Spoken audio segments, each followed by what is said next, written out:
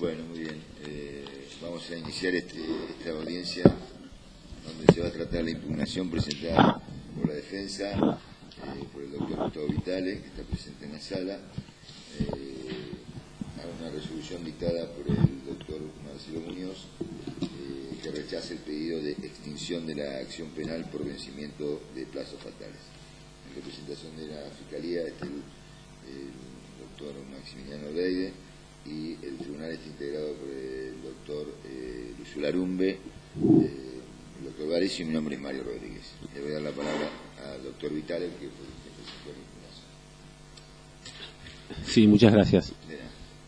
Bueno, la presente impugnación tiene por objeto cuestionar una decisión de un juez de garantías frente a un pedido de la defensa de cumplimiento del plazo del artículo 158 de la investigación penal preparatoria y por ende un pedido de sobreseimiento por extinción de la acción penal. Se trata de una situación prácticamente idéntica a la ya resuelta por un tribunal de impugnación, al menos con dos de los jueces presentes aquí, en la causa Fuentes Rodríguez, el legajo 13.984, el 1 de abril de este año, y después creo que otra causa que no sé si es Morales, hubo una segunda causa. Luego de eso también la doctora Gagliano fijó un criterio parecido en una causa reciente, y al mismo tiempo uno de los fiscales, el doctor Di Maio, ha pedido ya el sobreseimiento de alguna causa por esta misma razón. No de esta causa, de otra causa. Se trata simplemente del vencimiento del plazo de la instrucción penal preparatoria, que en el presente caso la resolución que nosotros cuestionamos lo que comienza diciendo es que los plazos son ordenatorios y no perentorios, es decir, él se refiere a los plazos anteriores a la formulación de cargos, creo, no entendí bien. En realidad los plazos son, en contra de eso, los plazos en el código son claramente fatales, improrrogables, y es más, establece las consecuencias del vencimiento de los plazos y llega incluso a la ley orgánica a establecer consecuencias personales importantes, como incluso responsabilidad penal de quien deja vencer los plazos, ¿no? Se trata del vencimiento del plazo del artículo 131, que es el plazo para formular cargos. Es decir, en la presente causa transcurrió el plazo del artículo 131 del Código Procesal, que es un plazo de 60 días a contar desde la denuncia, o bien si hubiera habido una investigación preliminar, desde que termina esa investigación preliminar. Y después de esos 60 días, dice el Código, el Ministerio Público dispondrá alguna de las alternativas, y el quinto inciso se refiere a la apertura de la investigación preparatoria, es decir, la formulación de cargos. De manera que lo que debe quedar bien en claro es que existe un plazo legal para formular cargos, que es el comienzo del cómputo del plazo del 158 para la investigación preliminar. Ese plazo de 4 meses del 158 comienza a computarse desde la formulación de cargos. La formulación de cargos se debe efectuar, si está detenido el imputado, a las 24 horas, de acuerdo con el artículo 133, y si no está detenido, en lugar de hacérselo dentro de las 24 horas, se establece un plazo de 60 días desde esos momentos que marqué recién. En nuestro caso, la cosa es más clara todavía porque el imputado había sido indagado en el año 2013, el 11 de noviembre del 2013, con lo cual, si había sido indagado en noviembre del 2013, ya estaba en condiciones de formularse cargos en el mismo 2013, porque la indagatoria, por último, era en el Código Viejo el acto equivalente a la formulación de cargos en el Código Nuevo. De manera que el plazo del artículo 158 comenzó a regir desde el mismo momento en que comenzó la vigencia del nuevo código, es decir, el 14 de enero del año 2004. Adviértase que cuando entra a regir el nuevo código, se fijó una audiencia para formulación de cargos una vez vencido el plazo del 158, es decir, se fijó una audiencia después de los de este plazo de 4 meses del artículo 158, inclusive se fijó una audiencia para formular cargos el día 23 de julio, para el día 23 de julio del año 2014, a la cual asistimos con el imputado, asistí yo, asistió el imputado, y el único que no asistió fue el fiscal, que es el que está presente aquí en este momento, el doctor Bredo Bey. A pesar de que la Fiscalía pidió la formulación de cargos, no se hizo presente en la audiencia. Esa es la audiencia del 23 de julio del año 2014, a pesar de que incluso estaba vencido el plazo, ¿no? Para eso. Lo que yo marqué por escrito antes de esta audiencia es que estos argumentos no fueron siquiera tratados. Es decir, a pesar de que yo invoqué estos argumentos en la resolución que cuestiono, no se contestó absolutamente nada, porque con lo cual ya eso debería provocar como mínimo la nulidad de la decisión, porque no se trataron directamente. De todas maneras, con el criterio del juez, y esto ya se dijo acá en la impugnación, no habría plazo directamente para formular cargos. Es decir, ¿cómo se haría para burlar el plazo de 4 meses del artículo 158, para desconocerlo absolutamente, que es lo que venía pretendiendo hacer la Fiscalía, y formulaban plazos cuando querían? Es decir, esperan 1 mes, 2 meses, 3 meses, 1 año, 1 año y medio o más para formular cargos, como si no tuvieran plazo para formular cargos, ¿no? Con lo cual, claro, el perjuicio era que entonces nunca va a empezar a correr un plazo que existe en la ley y que tiene una consecuencia, que es el sobreseimiento, que es el plazo de 4 meses del 158. Con lo cual, lo que está claro, y que ya fijó el Tribunal de Impugnación como criterio, es que una vez que transcurren esos 60 días posteriores a la denuncia o posteriores a la conclusión de la investigación preliminar, que en este caso hay que contarlo a partir de la vigencia del código, porque ya había tenido indagatoria anterior, si no se formula cargos en ese plazo, ese es el comienzo, aunque no formular, ese era el momento en el que debían formular cargos, y por lo tanto el plazo de 4 meses se comienza a computar a partir de allí. Esa es por lo menos la única interpretación que a mí me pareció razonable, que al Tribunal de Impugnación también. ¿Por qué? Porque si no, se trataría de un plazo meramente ordenatorio que no produciría ninguna consecuencia. Si bien la consecuencia del vencimiento del plazo del 131 no es el sobreseimiento, sí es el comienzo del cómputo del plazo del 158. Por otra parte, por si fuera necesario, marcamos aquí que el juez de garantía citó erróneamente el artículo 56 de la Ley Orgánica.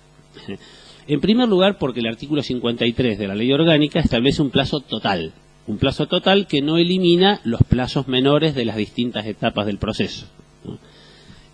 Pero en segundo lugar, Tampoco estamos frente a la hipótesis del 156, porque el 56, perdón, porque el 56 se trata de una causa vieja elevada a juicio, que ya estaba elevada a juicio, esta no estaba elevada a juicio, o bien de una causa en que la instrucción hubiera durado más de 3 años. Esta no es un caso de instrucción que duró más de 3 años, o sea que es directamente inaplicable con cualquier consecuencia el 56 de la ley orgánica. El que sí se aplicaría de la ley orgánica es el 49, que el 49 claramente dispone que los expedientes viejos que estaban en instrucción deberán pasar a los fiscales a fin de que se les imprima el trámite que corresponde conforme con la ley 2784, con el nuevo código. Y el trámite que correspondía, de acuerdo al nuevo código, es que una vez transcurridos los 60 días, disponer alguna de las alternativas del 131, es decir, en este caso, la formulación de cargos, el comienzo de la investigación.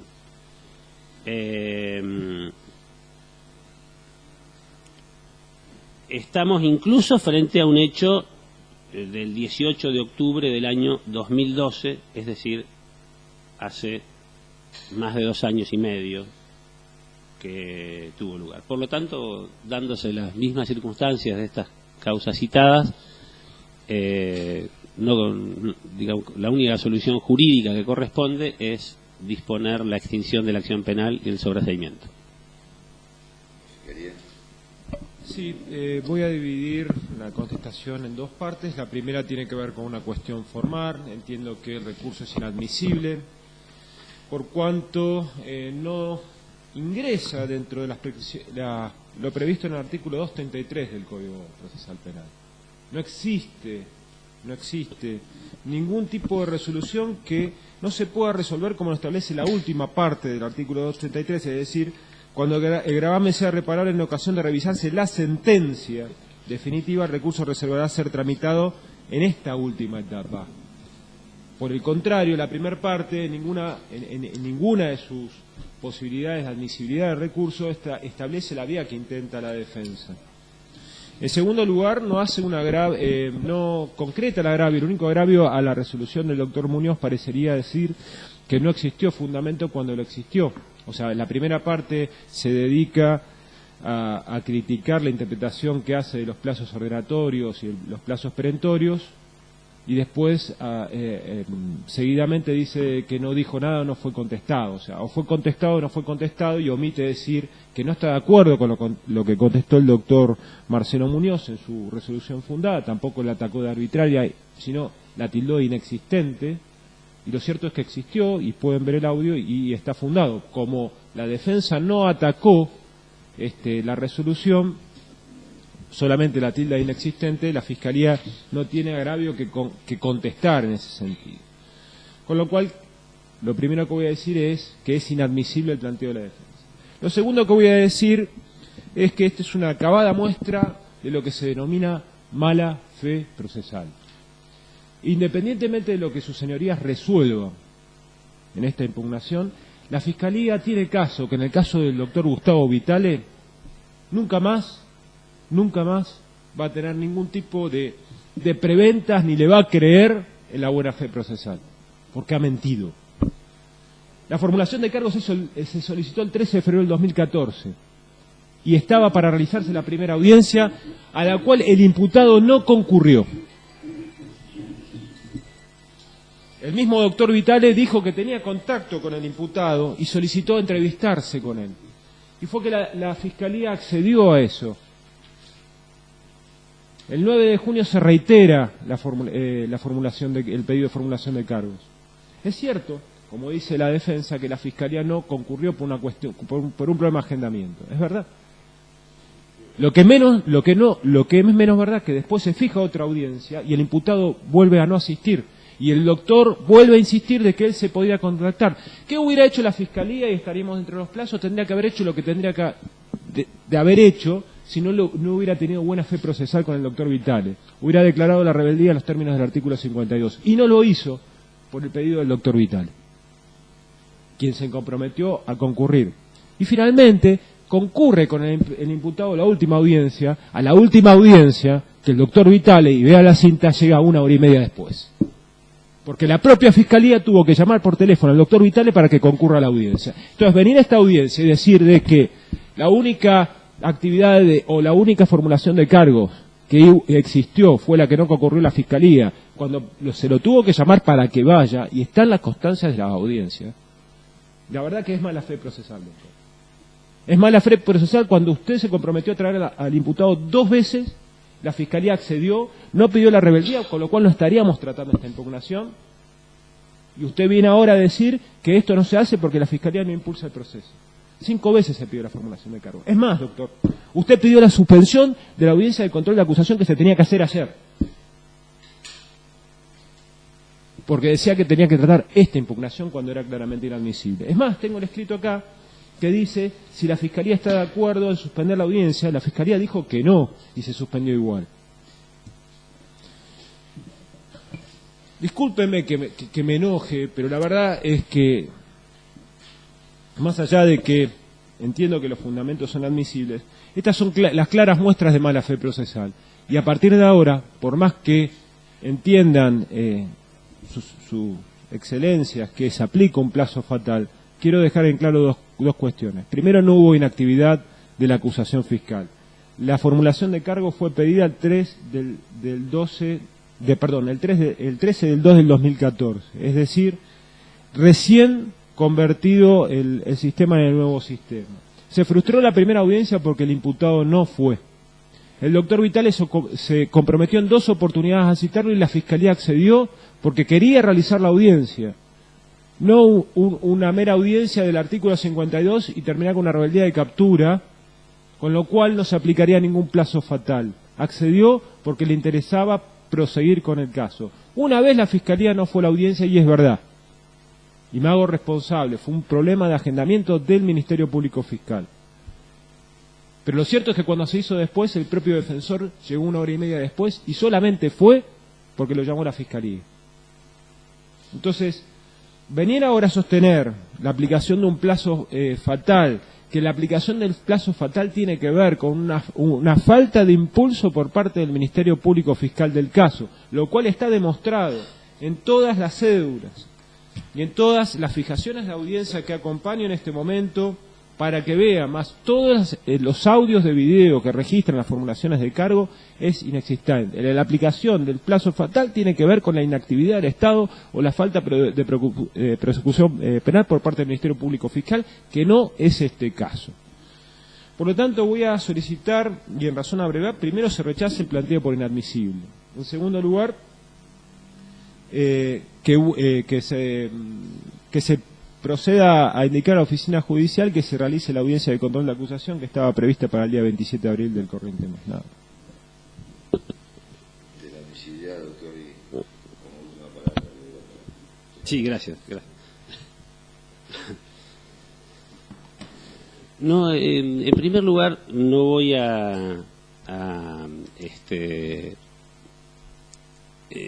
no voy a hacer las referencias que debería hacer, que en todo caso la voy a hacer en otro contexto, por las cuales recién, muy suelto de cuerpo, el fiscal imputó mala fe procesal, ¿no? Y haber mentido.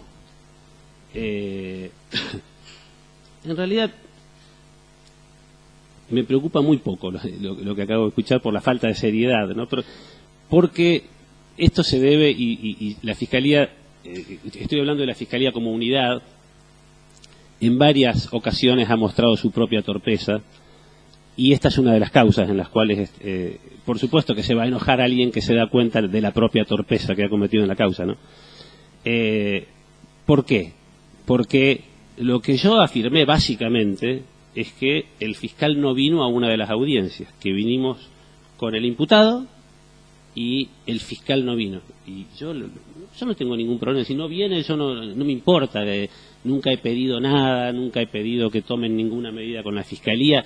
Nunca he tenido la actitud que sí ha tenido este fiscal de decir que yo cometí falta grave una vez porque me citaron mal, etcétera. Si me hubieran citado bien, yo hubiera ido, ¿no? Me citaron a un defensor particular. Pero bueno, como ustedes verán, hay aquí algunos problemas personales que hacen que algunos exabruptos, en el caso mío los dejo pasar, pero no tienen absolutamente nada que ver, ¿no? En realidad da pena escuchar esas cosas.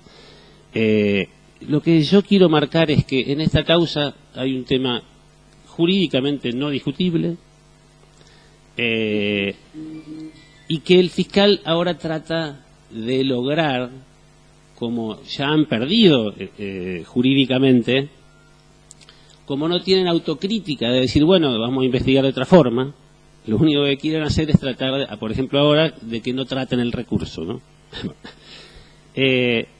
Voy a contestar al argumento del 233. Dice que el 233 no menciona este caso como recurrible. Claro, si se quiere borrar el sistema recursivo del contexto internacional y del contexto de las normas supremas, del derecho al recurso, bueno, claro, si uno tiene que ser un exégeta de la letra de la ley, entonces no va a admitir un montón de recursos. Pero sin embargo, precisamente por ello, el 233 habla de todos los autos procesales importantes. Vaya si no tiene importancia el rechazo de un pedido de sobreseimiento por cumplimiento del plazo fatal, ¿no? No sea cosa que nosotros ahora, cada vez que cumplen un plazo fatal, pedimos que se aplique el código y que le hagan causas penales a los fiscales o a quien sea, ¿no? No sea cuestión, nosotros no estamos pidiendo nunca eso, pero eso es lo que dice el código. Dejan cumplir los plazos y después se enojan con todo el mundo, ¿no? O en todo caso, si no los cumplen ellos, será la oficina judicial, qué sé yo quién, no importa quién, pero dejan cumplir los plazos, la ilegalidad la cometen otros, nosotros tenemos que reclamarlo. ¿Por qué se pone ahí resoluciones, otros autos importantes? Claro, porque no puede ser tan minucioso el código de establecer cada una de las resoluciones recurribles, pero obviamente cuando a alguien le rechazan un sobreseimiento por extinción de la acción penal, por vencimiento de un plazo fatal, ¿cómo se va a decir que no hay perjuicio? ¿Cómo se va a decir que no es un acto importante que se puede después suplir con la sentencia condenatoria? Pero claro, eso se lo puede decir porque no se imaginan a una persona imputada, ¿no? Como los imputados son los otros, son las escorias de la sociedad, ¿no? Son los sectores marginados, los pobres, ¿no? Entonces no les importa que la gente sufra los procesos penales. El día que lo sufran en carne propia se van a dar cuenta de lo que es tener una causa penal en contra. Y eso ya lo dijo hasta el sistema interamericano. Tener una causa en contra durante tiempo lo que hace es crear una situación punitiva. Tener una causa en contra es una pena, en realidad constituye una situación punitiva en sí misma. Bueno, eso no causa perjuicio. ¿Cómo puede decirse así abiertamente que no causa perjuicio? Eso es inentendible, ¿no? Jurídicamente es inentendible que se diga que no hay perjuicio si a una persona le seguimos la causa adelante cuando está extinguida, ¿no? Para decirle en todo caso que está extinguida después. Ni siquiera desde el punto de vista de la economía procesal tiene sentido. Se quiere seguir con una causa que se va a decir después que está extinguida. Bueno, no tiene ni pie ni cabeza el planteo. Y por lo tanto es claramente recurrible, y si se quiere se puede incluso hasta recurrir a estas cláusulas de interpretación a favor del imputado, al principio pro homine, etcétera, según las cuales la analogía está prohibida en contra del imputado, pero no a favor. Hay situaciones análogas. Fíjese cuando se dice acá la denegatoria de la suspensión del juicio a prueba, justamente estamos en una situación que tiene cierta analogía, porque la suspensión del juicio a prueba tiene que ver con el ejercicio de la acción, y lo que se puede lograr con la suspensión del juicio a prueba es la extinción de la acción penal, ¿no?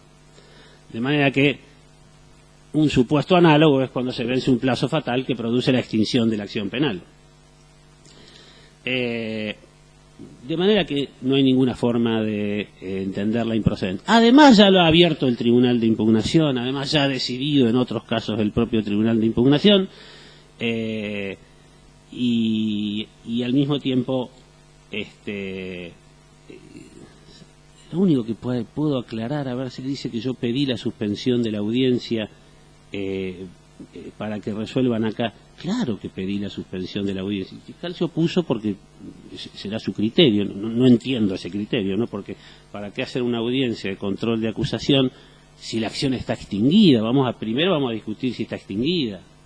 No vamos a perder tiempo, porque lo que nos está pasando es que perdemos tanto tiempo con audiencias absurdas que después no hay tiempo para juzgar en plazo a las personas que están detenidas por hechos graves. Eso es lo que está pasando, ¿no? Y entonces después se les imputan a los propios jueces cualquier cosa, de que dan libertades cuando han pasado plazo de un año. Qué terrible la libertad. No, qué terrible que hayan dejado pasar los plazos. ¿Y por qué lo dejan pasar? Porque se llenan de audiencias que no tienen el más mínimo sentido, ¿no? Como esta audiencia que se quería hacer y que el fiscal tanto quiere, que hubiera querido que se haga antes que esta, fíjense, una audiencia de control de acusación, ¿no? Para que después se diga, se extinguió la acción penal, dictamos un sobreseimiento y entonces, ¿para qué hicimos la audiencia de control de acusación? No les importa ese tema. Posiblemente estén más preocupados en la estadística de la cantidad de audiencias que en una resolución justa. Bueno, eso es lo que tengo para decir.